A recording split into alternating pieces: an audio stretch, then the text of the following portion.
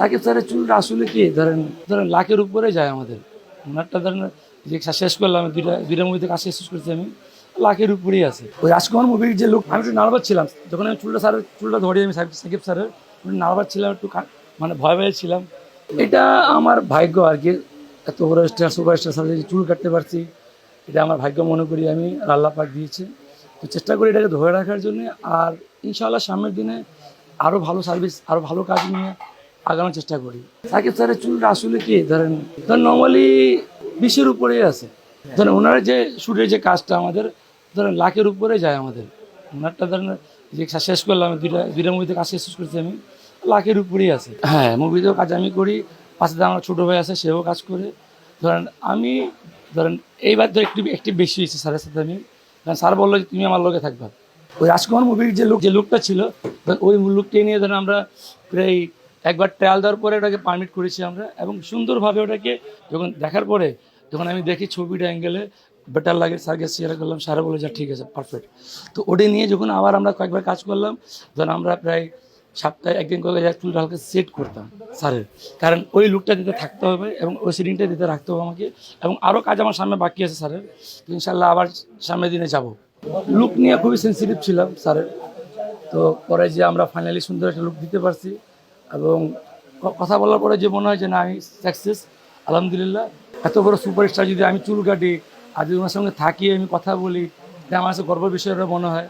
আমি একটু নার্ভাস ছিলাম যখন আমি চুলটা ধরি আমি সাকিব স্যারের, একটু নার্ভাস ছিলাম, একটু মানে ভয় ভয়ে ছিলাম, তাই বলে ঘামাই যাচ্ছিলাম।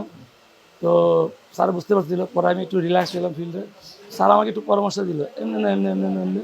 তো পরে ওইভাবে করার পরে দেখলাম যে একটা ট্রায়াল দিলাম আমরা, দেখলাম যে না ট্রায়ালটা পারফেক্ট হয়ে গেছে। পরে ওটাকে নিয়ে আমরা পারমিট কাজ করলাম, করার পরে দেখলাম যে না ওকে। তো এর নিয়ে ধরেন প্রায় 4বার চুল কাটিয়েছি স্যারের। এরকম ধরেন এই পর্যন্ত আমি ধরেন আপনার 16-17 জন চুল কাটছি আমি, যারা ধরেন প্রিমিয়াম ক্লাউডিক কাস্টমার, ধরেন যাদের চুল বড় ছিল এবং শখ ছিল ওনার মতন, ওনারা ভক্ত, অনেক বড় ভক্ত ওনার, যে ওনার ছবি ছাড়া কোনো জিনিস না, ওনার সব কিছু নিয়েই বেটার আর কি।